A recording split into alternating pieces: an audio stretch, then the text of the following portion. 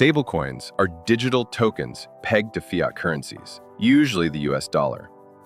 Think of USDC, USDT, or even PayPal's new stablecoin.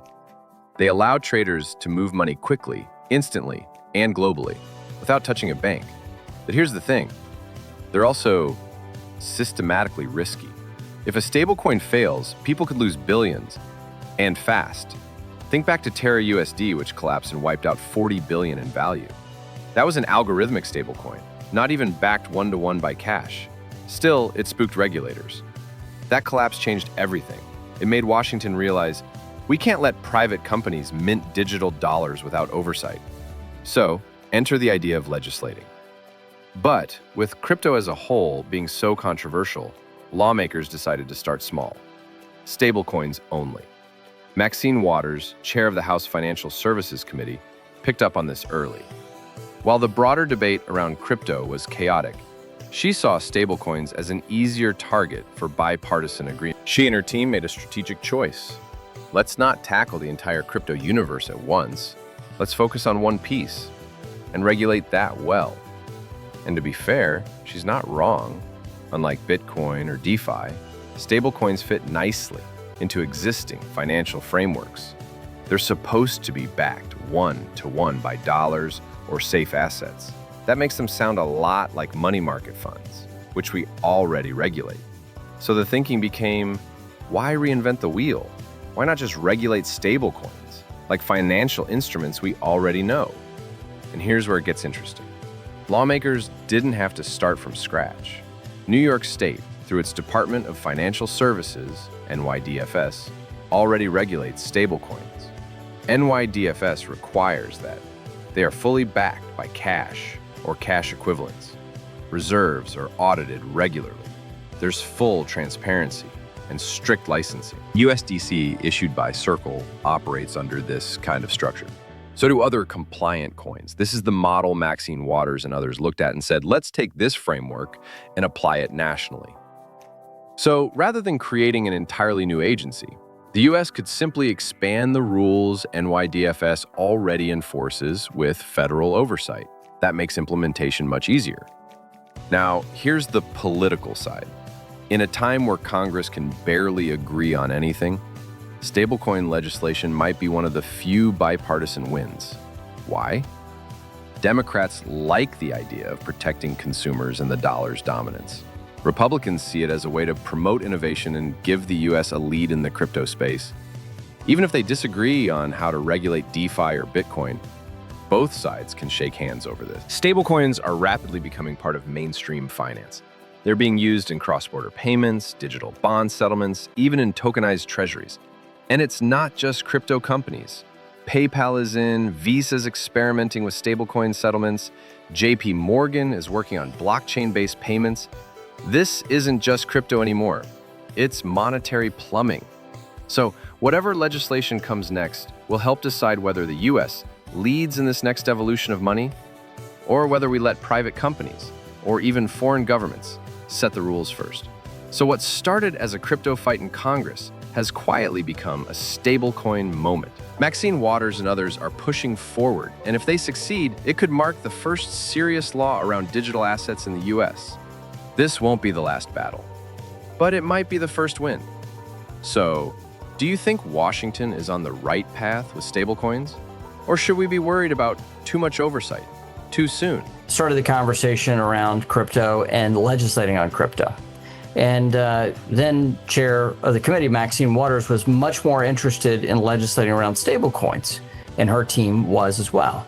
So I thought, well, we'll engage in that. We can take a baby step here to legislating around digital assets, and we'll just do stablecoins. This is a pretty easy thing to actually legislate around. We have an existing regulatory process at the state level that we could crib from, and New York being the big regulator of stablecoins in the United States. Crypto is complex, but stablecoins are not. They're digital dollars, pegged one-to-one to fiat currency, and used in payments, trading, and settlement. Compared to the broader crypto ecosystem, DeFi, NFTs, tokens, stablecoins are low-hanging fruit for regulation. That's why lawmakers like Representative Maxine Waters and others in Congress decided, let's start here. Let's get this one right. And they weren't starting from zero. New York already has a working model. So the strategy was simple. Take New York's state-level stablecoin regulations, layer on existing federal financial laws, create a unified national framework, use New York's NYDFS model, which already regulates stablecoins with strict backing, licensing, and reserve requirements. Add federal consumer protection and anti-money laundering rules. Apply these to the stablecoin payment infrastructure. The logic? These are dollar-backed digital products that behave like money market funds. We already know how to regulate that. So why not apply the same legal rail? Congress saw this as a baby step. But it's more than that. It's a blueprint. Here's the part most people miss. This is just one of two major crypto initiatives in Congress. Stablecoin legislation is the first. It's narrowly focused, built on existing rules and mostly bipartisan. Market structure legislation is the second, and it's way more complicated. That bill tries to define what counts as a security versus commodity, how exchanges should operate, and how tokens are issued and traded. That one's a bigger fight. But stablecoins? That's something Congress actually thinks they can pass now, because it's less philosophical and more operational. Do we want dollar-backed digital money to be safe and transparent? Most lawmakers say yes. If this stablecoin framework becomes law, it changes everything. Crypto companies will know exactly how to launch a compliant stablecoin. Financial institutions can start integrating these tokens into the mainstream. Cross-border payments, settlements, remittances, all get faster and cheaper. And most importantly, it creates a bridge between the crypto world and traditional finance. This isn't about controlling innovation. It's about giving it a runway. So while the rest of the crypto industry is still fighting legal battles, stablecoins are becoming the test case for smart regulation. By cutting and pasting what already works and focusing on clarity over control, Congress might finally get something right. So we'll take their experience, we'll apply it to the federal level. We'll take some additional federal laws, we'll apply it to these payment rails for a stablecoin. It's a pretty simple product, okay? And so we cut and pasted from existing law by and large at the federal level and built a stablecoin regime and tried to legislate around that. That's one initiative. The other initiative was a market structure bill. Crypto is stuck in the middle of a power struggle. And no, it's not between bulls and bears. It's between two U.S. regulators, the CFTC and the SEC. One calls crypto a commodity. The other calls it a security. And until this turf war gets resolved, the entire U.S. crypto market is living in legal limbo. So let's break it down.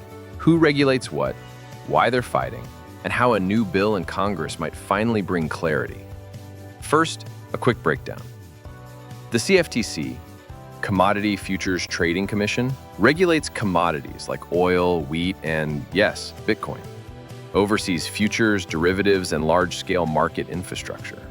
Less aggressive on enforcement, more focused on markets and trading. The SEC, Securities and Exchange Commission, regulates securities like stocks, bonds, and anything that passes the Howey test. Basically, if people invest money expecting profits from others' efforts. That includes most crypto tokens, according to the SEC. Crypto is stuck in the middle of a power struggle.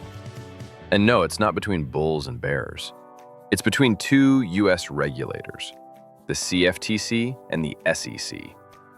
One calls crypto a commodity. The other calls it a security. And until this turf war gets resolved, the entire U.S. crypto market is living in legal limbo. So let's break it down. Who regulates what, why they're fighting, and how a new bill in Congress might finally bring clarity. First, a quick breakdown. The CFTC, Commodity Futures Trading Commission, regulates commodities like oil, wheat, and, yes, Bitcoin. Oversees futures, derivatives, and large-scale market infrastructure. Less aggressive on enforcement, more focused on markets and trading. The SEC, Securities and Exchange Commission, regulates securities like stocks, bonds, and anything that passes the Howey test. Basically, if people invest money expecting profits from others' efforts, that includes most crypto tokens, according to the SEC. We had the fight between the CFTC, which regulates commodities like Bitcoin, or the futures market, right? Commodities futures market, and crop futures, things of that sort. More aggressive, especially under Chair Gary Gensler, who says most crypto is unregistered securities. So here's the problem. Bitcoin, clearly a commodity. Tokens like Solana, ADA, or even ETH, the SEC says they're securities. The CFTC disagrees on some of them, and the entire crypto market is caught in the middle. This isn't just a bureaucratic slap fight. This turf war has huge consequences. If a token is a security, it must register with the SEC. Expensive, slow, and not built for crypto. If it's a commodity, it has lighter oversight and can trade more freely. Exchanges like Coinbase or Kraken don't know which rules to follow because the rules change depending on who's in charge. And that's why the crypto industry keeps asking, can anyone just make this clear? Here comes the lifeline. A market structure bill, a legislative proposal in Congress that aims to settle this once and for all. So Bitcoin is clearly a commodity, not a security, but we had a food fight between the CFTC and the SEC. We also had to define what is a digital asset, which has never been done before in federal law. We had to do a lot of other things that are not simply cut and pasting existing law. We started with a simple idea. Bitcoin is a commodity, but that led to a fight between two powerful agencies and a realization that none of this is simple at all. Now Congress isn't just copying old financial law, they're writing new rules for a digital era.